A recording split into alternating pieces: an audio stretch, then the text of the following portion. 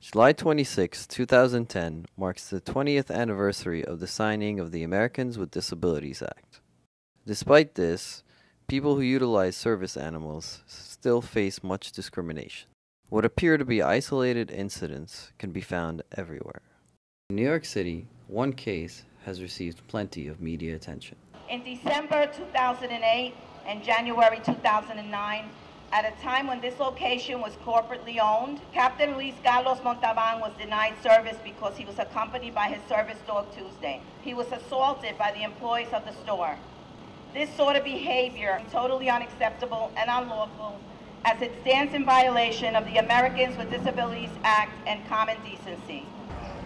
I was embarrassed and angry by the unnecessary incident, which triggered a cascade of emotional and psychological symptoms that no one could see, which undermined my capacity to function that day and for a number of weeks thereafter. Captain Montalban's background as a freelance journalist and an advocate for veterans brought widespread attention to his cause.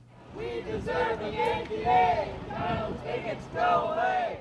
The disability, veteran, and Latino communities were joined by local leaders and New York politicians to condemn such acts of discrimination and advocate for equal rights.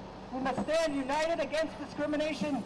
We must stand united against injustice and make sure that this type of prejudice does not happen again. It's not just McDonald's. We've had reports of the same sort of thing at Pizza Hut and Rite Aid and other large mega chains. If they cannot recognize the tenets of the ADA, the Americans with Disabilities Act, 20 years after its passage, what confidence can the captain have going into a smaller mom and pop shop?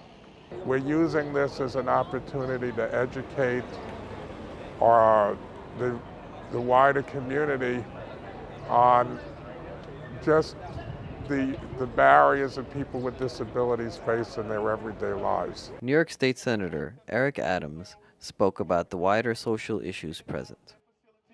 And this expands to even larger conversation.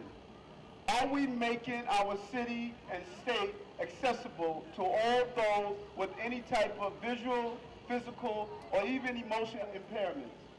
We must do a better job. The city is better than that, the state is better than that, and clearly... By rallying against the injustice faced by an individual, this New York community was successful in bringing about one immediate change.